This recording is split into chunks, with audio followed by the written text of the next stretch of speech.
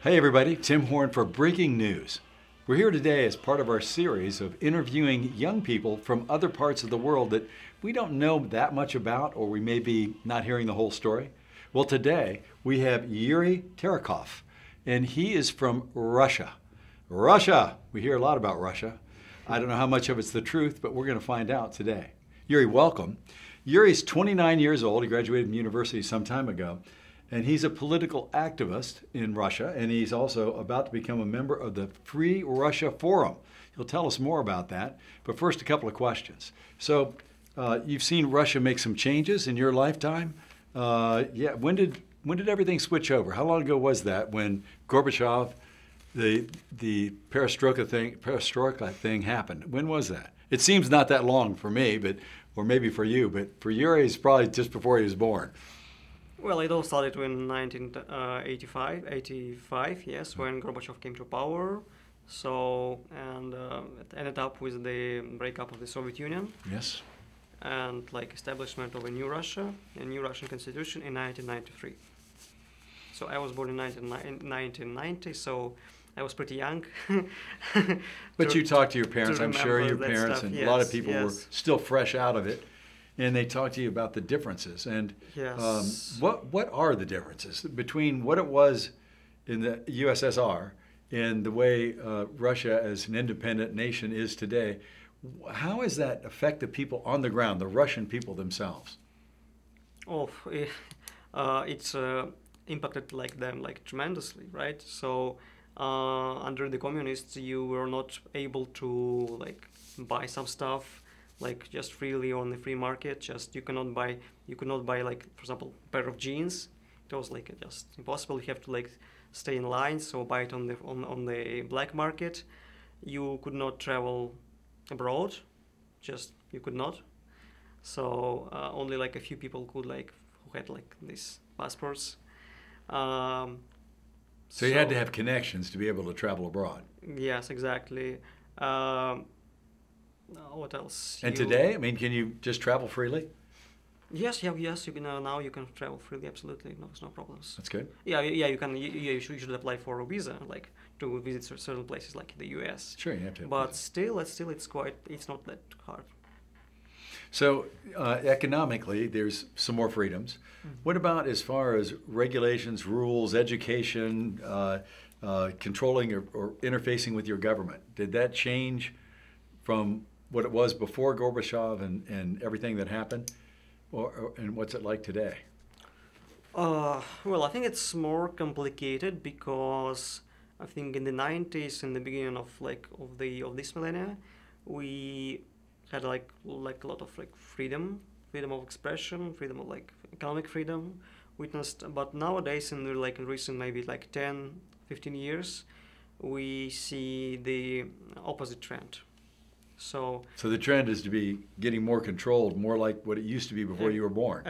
Well, no, actually, we still have much more freedoms than in the Soviet Union, of course, but less than in the 90s or in the beginning of this millennium. Give us an example.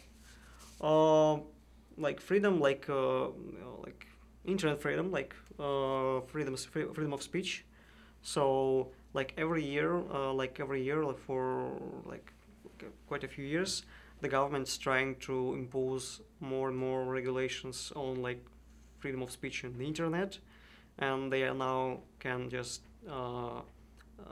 send you to jail for some posts on Facebook, for some tweets. It's happening right now, and it all started with those notorious anti-hate speech laws, which were first introduced I think in the end of the 90s. That sounds like here. Exactly. The first purpose was just to somehow to ban this far right radicals, now far right nationalists, somehow. But then this they call it incitement of hatred, right? So, but then this legislation became to expand. It started to include more and more groups into this. You cannot incite do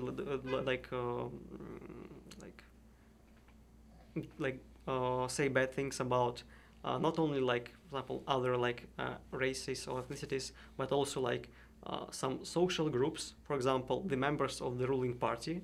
Oh yeah, that's a big important group. It's a big social group, yeah. And that's what we're starting to see here, of course. Yeah. We're starting to see it, the noose tighten, and it's like if you say something against, unfortunately, it sounds like the Nazi Germany. You know, it became there that you couldn't say anything against the Nazi Party. That was verboten. And it sounds like a similar thing. That we're afraid it's going to happen here. We call it PC, you know. Yes, I know. Political correctness. But yes. I call it party correctness because it's one party that pushes it. And if you don't agree with that party, then you're not PC. Yes, but fortunately, you have the First Amendment, which they hate and they want to get rid of. Yes, yes. Well, in our case, like in Russia and in other European countries, we have this anti-hate speech legislation, which tends to expand. Well, so you would say beware in America because that sort of thing tends to expand. Well, I think you're right on that. Thank you. I went into to St. Petersburg myself. Right. So I went into St. Petersburg on a cruise ship. And I've traveled all over the world and just gotten off a plane or a boat or whatever. And one of the things that happened there I've never had before or since. So they announced that you couldn't get off the boat. You could not get off the boat and even stand on the pier where the boat was docking unless you had a certified agent with you. You had to be somebody with you. You couldn't just get off the boat yourself. And our boat dock in St. Petersburg was way out. It was, you could see buildings like on the horizon, but it was way out in the middle of nowhere. Don't know why, but we were there. But they wouldn't let us get off. But what year was it? It was about 5 years ago. 5 years. Well, I think nowadays they allow like people like if you're traveling in a cruise, but you can like go. It's possible, I think, without like an accompaniment. Yeah, well, it must have changed because back then it wasn't that long ago. So yeah. I just wondered if it was still that way or what that meant. Well, I'm not sure. A lot of us got upset about it. We were going to the Hermitage, and that was okay. Yeah. Because you got escorts, certified buses, and all that stuff, and that was interesting. And I also managed to fly from there down to Moscow, and that was fascinating going to Moscow.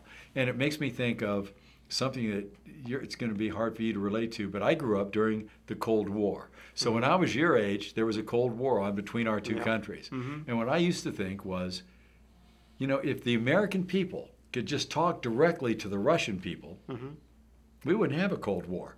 We'd probably do business together. Yes. We have a lot in common. We should enjoy that as people. And of course, that was not allowed. Yeah. On either side, it took a lot to go and visit there. You had to be somebody like Bill Clinton and very left in order to get somebody in Moscow to allow you to go visit there. But I must say that I would like to add something. Please. I think that there is virtually no popular like anti-Americanism in Russia, like in some like Middle Eastern countries, even like in Turkey, which is like NATO, like ally. But still, like I saw this. They really have kind of popular anti-Americanism. Like we don't have such a thing in Russia. Yeah, I certainly didn't get that feeling when I was visiting there, and the times I've gone. But I can't.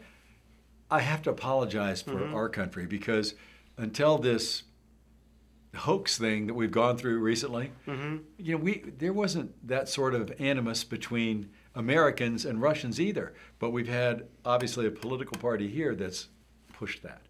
And I guess I'll have to apologize for that, but it was a ruse, and I think it's come out now that after the studies have been done, that it was a hoax. Do you have any comments about that? Since Russia was, the crux of it? Well, you mean this collusion stuff? Yes. Yeah. Well, well, I think that Russia really tries to interfere in into internal processes in different countries. As America does. First of all, neighbors like Ukraine, some Baltic states, some European countries, they're trying to somehow destabilize the regimes they don't like, actually. They're trying to do this, but I think they have no power of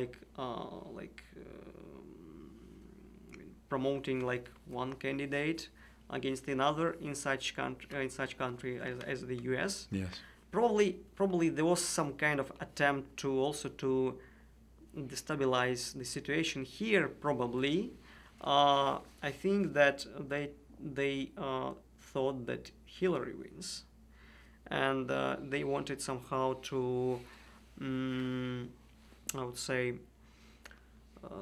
to make Americans question their belief in democracy, yeah, and constitution, and cause some chaos, which that did happen. Right, but actually, well, unfortunately, we've got to cut it off here because our time's run out. Yeah. So I really appreciate you being here today, Yuri. Thank you. You are awesome.